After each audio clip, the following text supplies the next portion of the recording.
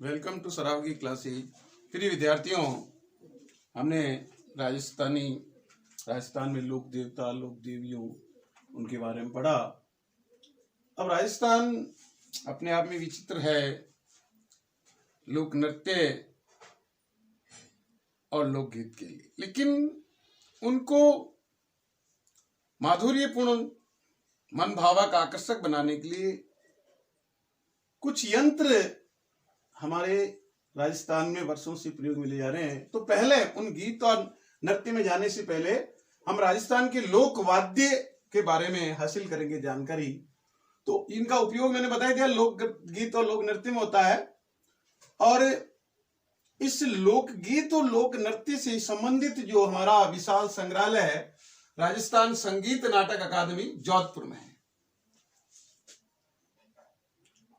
तो देखिए, बार बार मैं आपको एक ही बात कहता हूं कि कंसेप्ट बिल्कुल ये अपन अलग से रखते ही है। हिंदी ग्रंथ अकादमी, ये ग्रंथी उदयपुर में, जोधपुर में, जयपुर में, लेकिन इसका जहां पढ़ रहे हैं अपन डायरेक्ट 4-5 इनको याद कर लेते हैं और फिर वहां एक नहीं आता है तो अपन कहते हैं। और अपना उद्देश्य अभी कंपटीशन बहुत खतरनाक है। तो राजस्थान संगीत नाटक अकादमी जोधपुर में जहां विशाल संग्रहालय है, और इन लोकवाद्यों यंत्रों को 4 भागों में बांटा गया है। एक तो जो चमड़े से बड़े हुए लोकवाद्य होते हैं उन्हें अवनद्य ताल वाद्य कहते हैं। दूसरा तत्वाद्य, जिनमें तार लगे होते हैं। तत्वाद्य जिनमें तार लगे होते हैं, तार मतलब है ही उस यंत्र में। घन वाद्य जो धातु से जैसे अपन चिमटा मारते हैं, गज को बजाते हैं, गोली मारते हैं, तो जो धातु से चोट लगने पर, आघात पहुंचाने पर झंकार उत्पन्न होती है, जैसे अपन चिमटे को बजाते हैं और सौरित्र को अपन लगाते हैं, जन जन जनाट की आवाज। सुशिर वाद्य जो फूंक से बजते हैं, अपन फूंक मारते हैं, जैसे अपनी बीन है, पुंगी है, बांसुरी, अलगोजा है ना। फिर इनके नाम दिए, बहुत सारे नाम एक साथ। अपन क्या डायरेक्ट वर्णन पढ़ते, वो भी ठीक है प्रोसेस, लेकिन इनके नाम ही एक बार कि जैसे जो चमड़े से मड़े हुए हैं, एक और खाल मड़ी हुई है, जैसे खंजरी, चंग, डफ, डेरू, धौसा, तासा, कुंडी, गड़गड़ाटी, जिनका घेरा लकड़ी या धातु का हो, चमड़ा दोनों और मंडा हो। मांदल का मतलब मृदंग जो होता है, मृदंग टाकी अजमेर में मृदंग उस पे बनी हुई बड़ी से नर और नारी का उस पे चित्र बना हुआ है। ढोल, डमरू, ढोल में दोनों तरफ कवर मड़ा होता है, डमरू में भी होता है, ढोलक में भी होता है, चमड़ा दोनों तरफ मड़ा। ढाक, कमर, मृदंग, पखावज।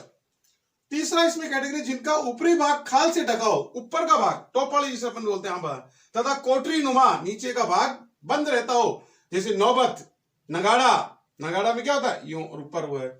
माठ, दमामा, टामरू, माटा बोलते हैं। तो कहने का मतलब ये है कि सबसे पहले अवनद्य ताल वाद्य जो चमड़े से मड़े हुए होते हैं। अब चमड़े में कोई तो एक तरफ होते हैं, कोई दोनों तरफ होते हैं, और किसी का नीचे का भाग गोल है, ऊपर मड़ा हुआ है। तो ये 3 कैटेगरी बना दी। अब पर्टिकुलरली अपने बाइफरकेट किया। फिर अपन देखते हैं कि आपको मांदल है, जिसको मृदंग बोलते हैं। भील और गरासिया जाति के लोग इसका उपयोग करते हैं। अब ठीक है, अपन सभी उसको सीखने के लालायित रहते हैं, लेकिन मेन जो हमारे राजस्थान में कल्चर थी, भील और गरासिया, डांगी। और जो गौरी नृत्य होता था भीलों का, उस गौरी नृत्य के टाइम मृदंग का उपयोग करते हैं। और ये शिव पार्वती का वाद्य यंत्र माना जाता है। शिव और पार्वती को अत्यंत प्रिय है मृदंग। पखावज, जिसको भी मृदंग जैसा ही होता है, पखावज भी थोड़ा अंतर होता है। रावल, भवाई और राबिया जाति के लोग इसको बजाते हैं। और जो इसका बना हुआ है, बीजा, सवन, सुपारी, बड़ के तने की जो लकड़ी होती है, उसके ऊपर बकरे की खाल से बना होता है मृदंग। फिर आता है डेरू। भील में गोगा जी के जो भोपे होते हैं, गोगा जी को अपन ने पढ़ाई, उनके जो भोपे होते हैं वो डमरू जैसा दिखता है ये डेरू। तो आम की लकड़ी पर चमड़ा मटकर इसको बनाया जाता है, डमरू जैसा। जो छोटा शिव जी का डमरू आप देखते हैं शिव जी की फोटो में, तो ये बड़े डमरू होते हैं। खंजरी, कामड़ और कालबेलिया जाति के लोग, भील और नाथ। कामड़ जो रामदेव जी से रिलेटेड है, कामड़ियापन, कालबेलिया, भील और नाथ जाति के लोग खंजरी को बजाते हैं। धौसा, दुर्ग या बड़े मंदिर होते हैं जैसे ब्रह्मा मंदिर है और जी बड़े बड़े जो मंदिर होते हैं वहां धौंसा को बजाते थे। ये भैंस की खाल से बड़ा होता है और दो लकड़ियां लेके उसको जैसे नगाड़े बजाते हैं ना, तो नगाड़े से भी इसका जो रूप होता है वो बड़ा होता है, जिसको हम क्या बोलते हैं, धौंसा बोलते हैं। क्या बोलते हैं, धौंसा बोलते हैं। तो इस प्रकार से ये औनत ताल के वाद्य यंत्र है। हम और भी इसके बारे में जानेंगे, लेकिन ये है कि आप इस प्रकार से इनको याद करने की कोशिश करें। अब इसके बाद आते हैं अपन तत्वाद्य, जिनमें तार लगे होते हैं, मतलब तार के बिना वो वाद्य यंत्र नहीं बना।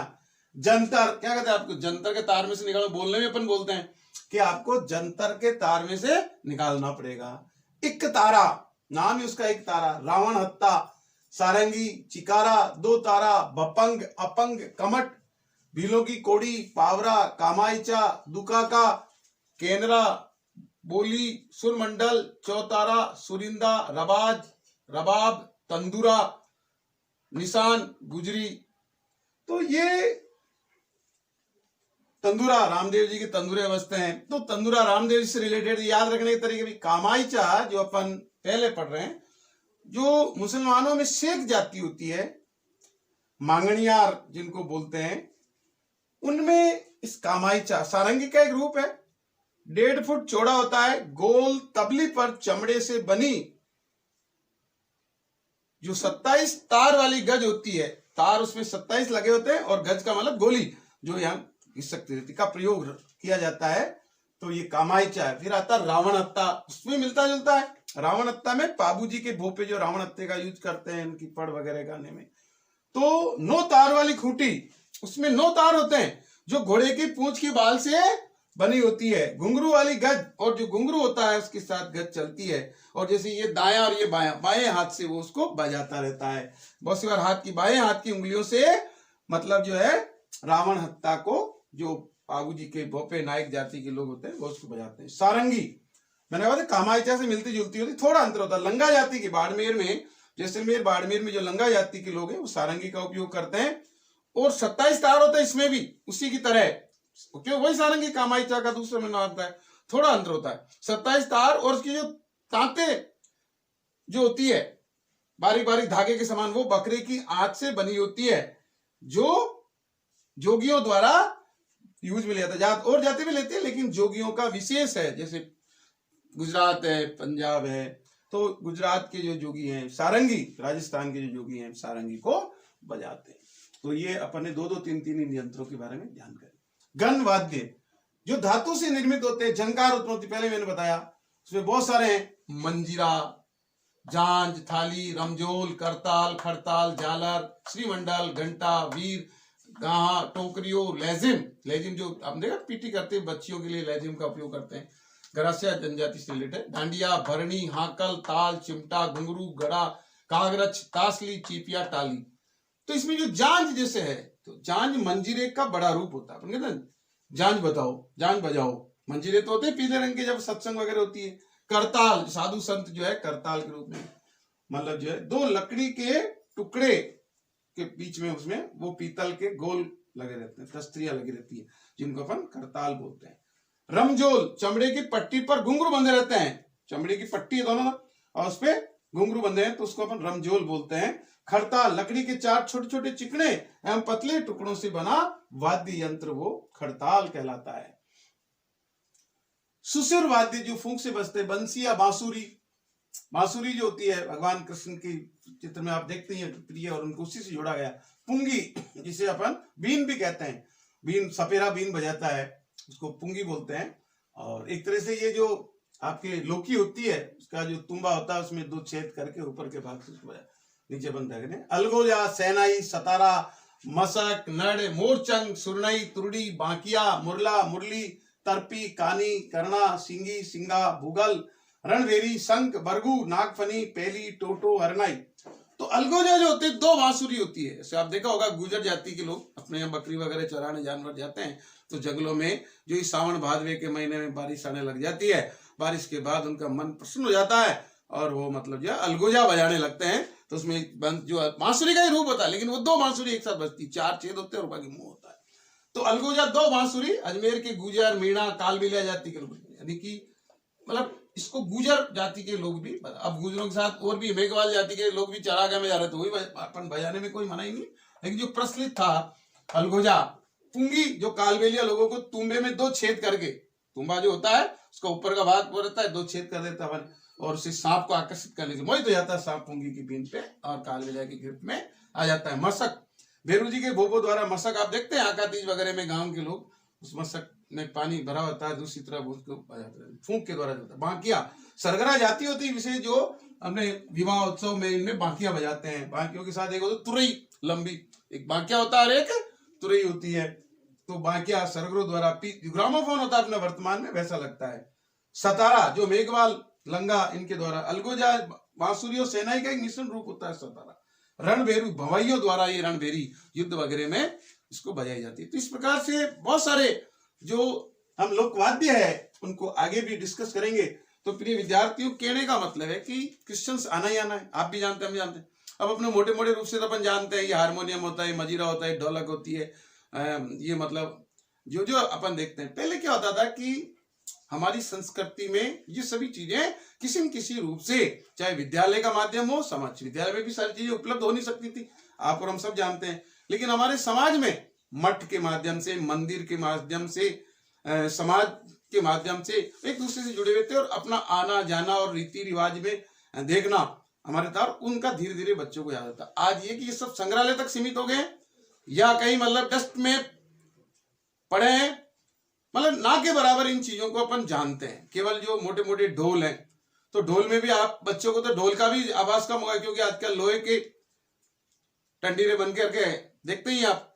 पहले के ढोल जो है दोनों तरफ चमड़ा, चमड़े के बीच में अच्छी लकड़ी सैप, उसके ऊपर कैसे रस्सी को कसा जाता है। और आजकल जो है भंगड़ा के नाम से ये टिन चद्दर के मजबूत बहुत ज्यादा, जिनकी आवाज भले हमें बहुत नुकसान पहुंचाती हो, लेकिन अपन उसको महत्व दे रहे हैं। तो पीछे जो जनरेशन है, मैं जहां तक समझता हूं कि चाहे गांव हो चाहे शहर हो, गांव वाले बच्चे फिर भी थोड़ा बहुत जानते हैं, शहर में बच्चों को कोई और इतना है भी नहीं कि अपन जो शैक्षणिक भ्रमण है वो सभी विद्यार्थी उसका लाभ उठाते हैं या आते हैं या जाते हैं।